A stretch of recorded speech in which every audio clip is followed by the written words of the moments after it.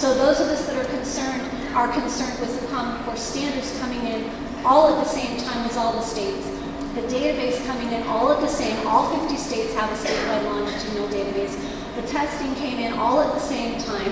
We got out of it, sort of, we could go into that. And then tying the teacher evaluations to these standards, which is the enforcement mechanism across the board. So all 45 states are doing all 4 of those things at the same time based on federal incentives. So that's why they get wrapped together. All right.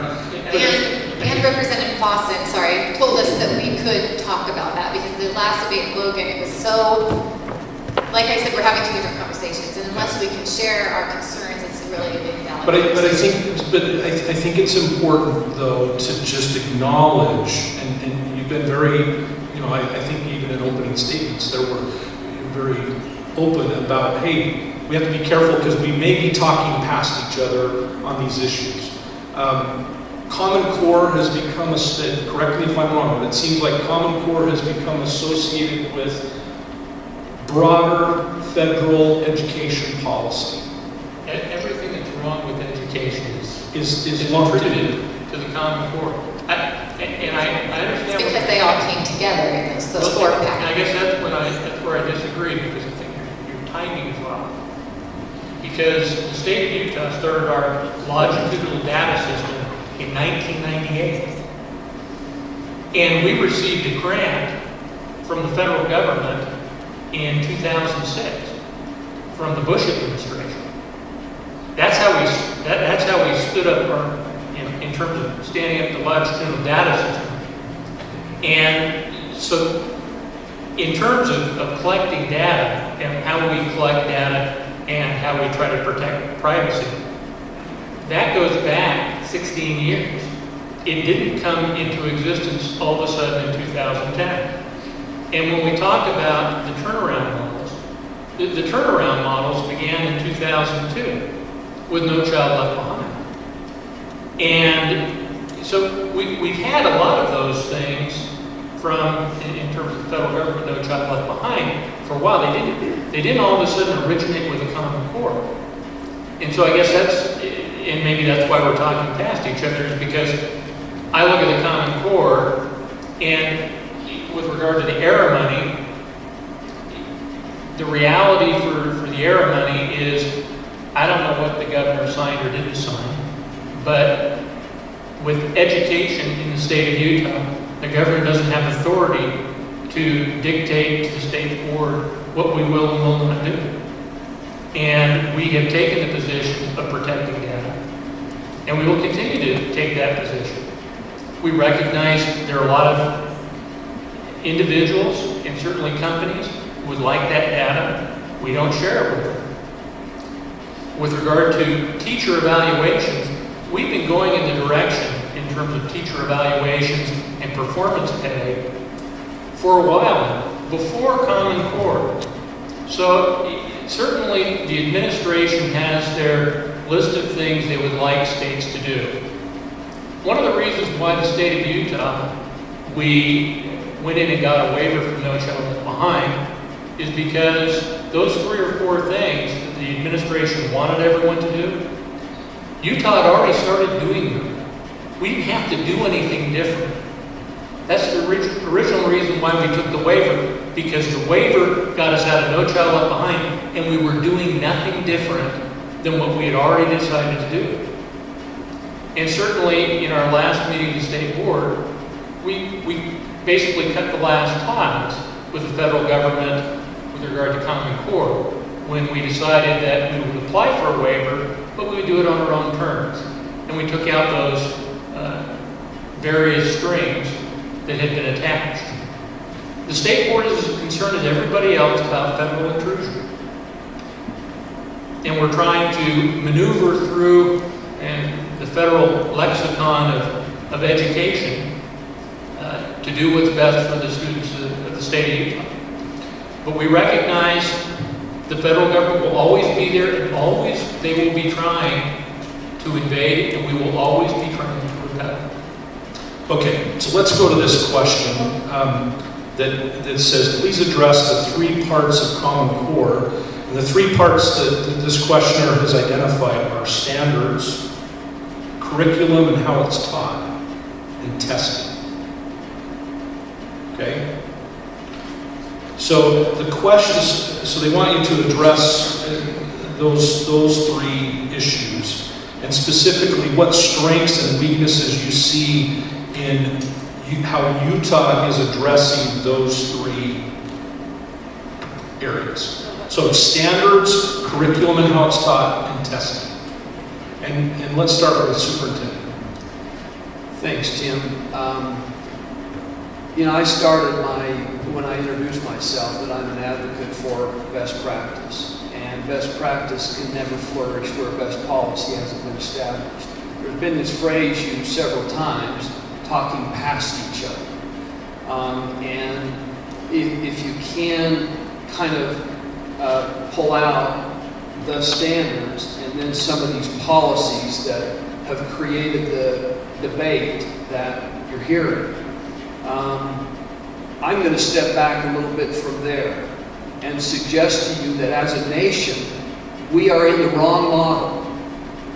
We are in a testing and accountability model that is the wrong model, and we can't break out of it. No Child Left Behind certainly started it, raised to the top, put it on steroids. The NCLB waiver definitely reinforced it. And at our own state level, we have reinforced it. Performance pay for teachers reinforces the testing and accountability model, because the majority of that performance pay is based on student achievement on high-stakes testing. Letter grades for schools reinforces the testing and accountability model, because the majority of the letter grade is based on student test scores on high-stakes tests. The original architects of the the testing and accountability model have, many of them, said, we were wrong. There are some unintended consequences that we never anticipated with the testing and accountability model. You're hearing some of them tonight. Some that you haven't heard yet, but I'll tell you, nationwide, exist. One, you're narrowing the learning experience for children. I think it was Autumn or Elisa that alluded to that. That is true. Now, I'm pushing hard against that as superintendent. If schools are graded and teachers are paid according to how students perform in 2 or 3 subject areas, what is that going to do to the learning experience for children? You know, you have a tendency to want to narrow the educational experience to 2 or 3 subject areas. That is not what's best for children. We want children to have a broad, rich, comprehensive learning experience that includes a foundation in some of these core subject areas, but also a rich experience in the arts and cultures and, you know, a number of things.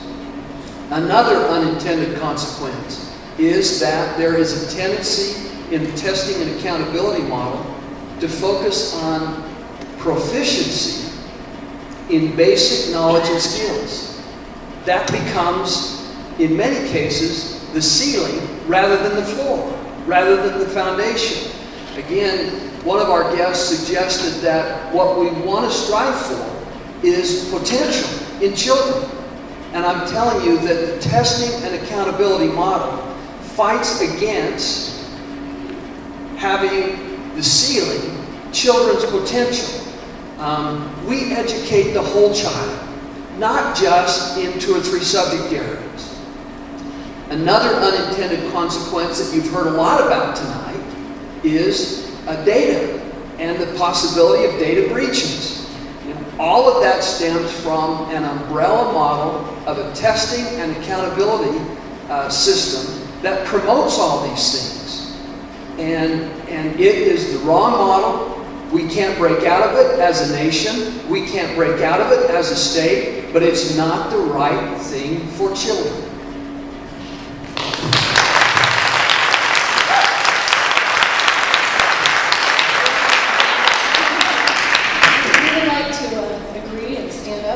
I would just like to comment that absolutely that's the problem. The testing is the accountability mechanism.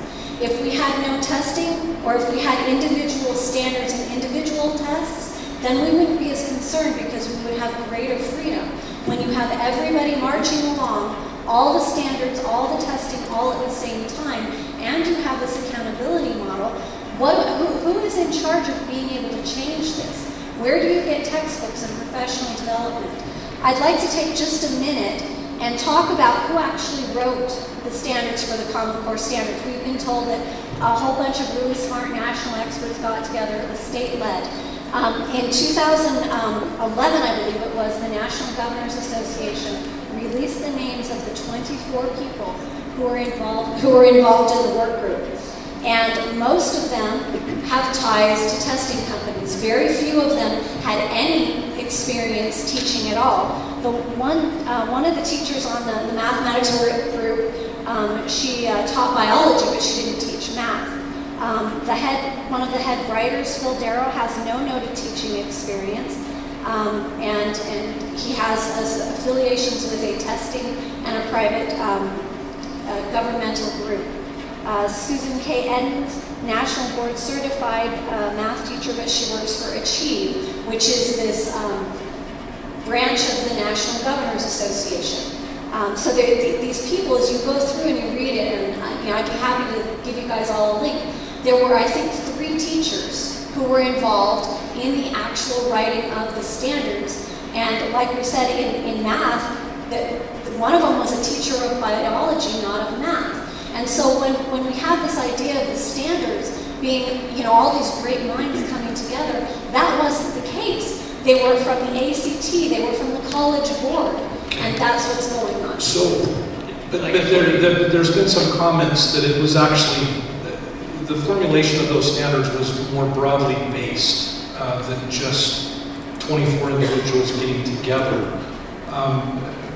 There were over 50, there was a work group for mathematics, over 50 individuals, including a dozen professors of mathematics. There were many different teachers. I would encourage you to go to the State Board's website. We actually have a link there that you can get to see the biographies of all these individuals. And then from that, there was also a feedback group of, I think, 15 to 20 individuals. And the same for English language arts. So it wasn't just 24 people. And then there was a validation group, peer review, 28 individuals. So you have over 160. So it wasn't some small group of just a few people. And certainly you can cherry pick who you would like on these committees, because they had a very big cross-section of not only content experts, but experts in terms of mathematics education. They had individuals who were experts in testing protocols, in a wide variety of things. And you could pull out people here and there and say, gee, I disagree with that person, or I disagree with this person. I recognize that, but the idea was to get as many minds as possible together. With respect to the teaching and testing model that we're talking about, testing and accountability, I mean, there are certainly pros and cons. And at this point in time, we've been, because it's in the state code, that we have some high-stakes testing that we have to do. I've had conversations with legislators and leadership of the legislature who have told me point blank, if you don't test it, then you can't be sure that anyone's actually learning it. And there is some rational thought to that concept. Who can't be sure, David? Who can't be sure that they're learning it? Who needs to worry that they're learning it? Parents and teachers, or experts out in the state office? Parents and teachers, to be able to know where their child is, know what their strengths and weaknesses are, that allows that allows for that. I mean, I think that it's nice to say, well, let's not have any standards, and let's not have any direction on curriculum. But No that's one's not. saying that, so I mean, but that's what it seems like it's being said, is that we no don't one's want ever to. said this. Because I think you've got standards, you've got curriculum, which teaches the minimum standards, and you've got testing to look and evaluate whether or not that curriculum is being successful in teaching those standards. And the reason why we have standards is because we need some minimum standards in terms of children and what they learn, and in order for them to go out in the world, not just as individuals and having a balance, but also into the workplace. And So they we need have- some basic skills. So we have a testing expert on this panel. Sherry, and we haven't heard from you. What are your thoughts on this? Well, a couple of things that I just want to address to go right back to the question. There was the debate about standards versus curriculum versus instruction, and I think we need to get that out there first. The standards were adopted by the state board as things students should know and be able to do by the time they finish a course. The curriculum is totally at the discretion and under the control of the local school boards. Okay, so Weaver School District maintains the discretion to direct the curriculum that is taught to implement the standards. So we do have control. Okay, and then individual teachers maintain the discretion and the control, so to speak, of the instructional capacity that will be used within the classroom. There was a comment made that I have to respectfully disagree with, that the standards were made to provide data points. The standards were made to provide high-quality education for our students, bottom line. Now, the data points, that's an entirely different conversation.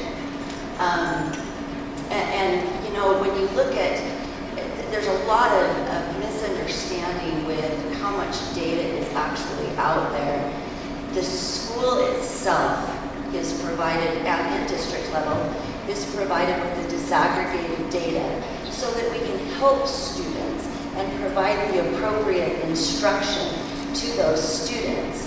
When the data makes it past that point, it's purely aggregate data that provides information about the, the performance of districts and are we meeting the expectations and so forth. But we have to look at the data is there so that we can provide the best education for our children. The teachers can help those students to achieve their potential. They can differentiate the instruction to meet every child's unique needs. Tim, can I maybe just reinforce something that Sherry just said? I think it's so critical that everybody in the audience recognize something that she said. The standards do not exist so that high-stakes testing can take place. That is about as misplaced an analogy that I can imagine. From a curriculum and instruction perspective, I share with you, just think about a classroom teacher going through the planning process. The first thing a classroom teacher wants to be able to do is to know exactly what he or she wants students to know and be able to do.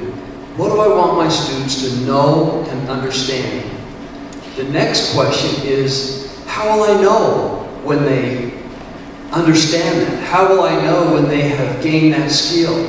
Now I'm going to suggest to you that that doesn't just mean a high-stakes test. Testing is a sliver in the pie of assessment. There are many ways that you can assess students' understanding and students' performance besides a high-stakes test. In fact, a high-stakes test typically is not the most effective way to measure if students have mastered what you want them to know and understand. And then in the planning process for a teacher, you're saying, what are the most effective, best practice strategies that I can use in terms of instruction to help children attain that level of knowledge and understanding.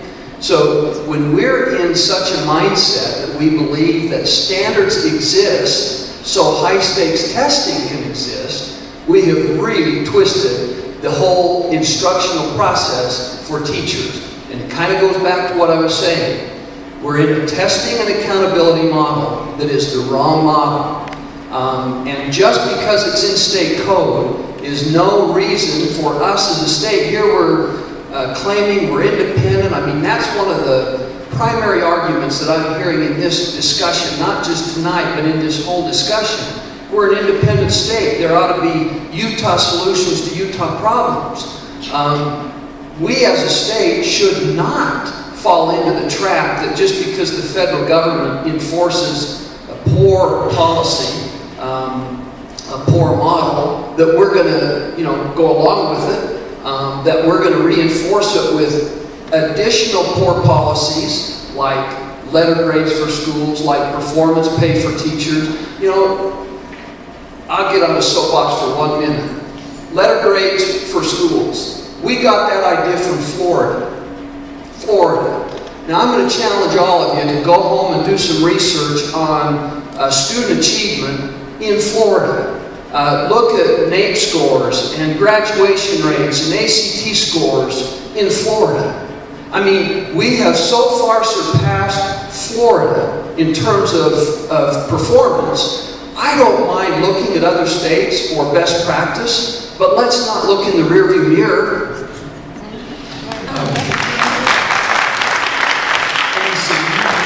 I think you raised your hand, so let's... It's been a while, so I have to try to remember exactly Okay, so if but Bob, she can go and then I can go, because there's many things that I'd like to say.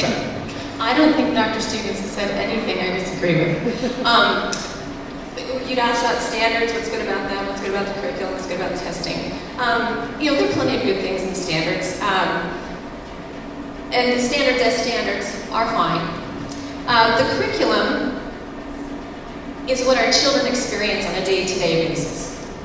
And with this standards and the idea that they were state-led has come the notion that local districts are still free to choose their curriculum, that there is room there. I like to quote my good friend Wendy and say, well, sure, a prisoner is free to move about his cell so long as he not leave the confines of it. If you should wish to be in a different cell, you are not free to do that. What we parents are saying is our local voice has been taken. How? Through the testing. So, Bill Gates is one of the main funders, probably the funder of the creation of these standards. He spoke to a council of legislatures, National Council of Legislatures or something like that, too many of these quasi-governmental organizations, and told them, this is great, we've just passed these standards, this is 2009, yes? Yeah, the quote. Yeah, give him the direct quote. Okay, the quote, can you hear me? He says, fortunately, the state-led Common Core State Standards Initiative is developing clear, rigorous common standards that match the best in the world. Last month, 46 governors and chief state school officers made a public commitment to embrace these common standards. This is encouraging, but identifying common standards is not enough. We'll know we've succeeded when the curriculum and the tests are aligned to these standards. When the tests are aligned to the common standards, the curriculum will line up as well, and that will then unleash powerful market forces in the service of better teaching. So it seems entirely naive to think that the person who drove the creation of Common Core is making a statement that is not true, being the main voice through his money. And so standards, again, fine, we can debate those if they're here at this level. They weren't tied to the funding we're getting from the federal government now and all of that. The curriculum will fall in line. It has to, in order for our kids to achieve on the tests and for our teachers not to get docked. The pawn in this whole game, if you ask me, I mean the children, of course, but the pawn is the teachers, because nobody wants to see their teacher hurt by a bad test grade that their child gets. Nobody wants to see teachers not get merit pay because they can't measure up to standards set by people in Washington, D.C. And when Mr. Thomas said that the teachers need the data, I would submit that teachers have always collected data on their students. Always. In the classroom, between the two of them, consulting with the parents. That's the model that works. And when you say we have to have national standards and a massive data behavioral research institute testing them, in order for teachers to have useful data, I think you really underestimate the ability of teachers. And you raise the question, accountable to whom? Should teachers be accountable to the test writers in DC or to the parents in their classroom? That's what I was hoping for. That was the real question is who are accountable to whom. And often what happens is someone sets policy and my voice as a parent is diminished because the teacher no longer feels accountable to what I have to say because they have to meet some policy that was set off outside of our local district, either at the state level or the federal level. I wanted to go back just a little bit, a couple points. So we talked about the data, and Dave Thomas mentioned that it started long before, and I agree, many of these reforms started long before the current president took office. And there's been a move to centralize power over education for decades, as Autumn mentioned. However, this president had something different that the other presidents didn't quite have, and it was an economic crisis and a massive stimulus bill. And so he was able to propel his things forward. Now, some of the things we maybe had done, such as the state longitudinal data system, but what we didn't have was this $9.6 million to expand it, and then you take the federal government stripping all the privacy out of the federal FERPA law, and all of a sudden that database becomes a much bigger problem than just a state longitudinal data system because the federal government is trying to access that data much more heavily than they had in the past. Another part is talking about the standards themselves. We often say, okay, well, I don't have a problem with saying, okay, in first grade, you need to learn 2 + 2 = 4. The problem with the way the Common Core Standards was set up is that there are many places within the standards that have a process. And so it is telling teachers how to teach. This standard right here in math, it's talking about adding and subtracting within 20, and it says demonstrating fluency for addition and subtraction within 10. Now, that in and of itself doesn't sound that problematic, but then you add all the strategies that they suggest you use, and all of a sudden that's where we get all this constructivist math that is highly controversial. Some people love it, and some people don't, but it's being implemented nationwide. And I believe that model probably works for some students, but I would not say that any one model works for all students, because each child is unique. I also wanted to address the testing. Sorry, I had all these notes ready, because I have 7 kids. And they are so different. My oldest tests really well, and on all the national tests, he scores really high in the top, 5% of the nation. And then I have a daughter that's just below him, and she does well, but I wouldn't say that she's up there. But she has this self-determination that is self-motivated, and she is constantly at the very top of her class. And a test could never measure that. Never.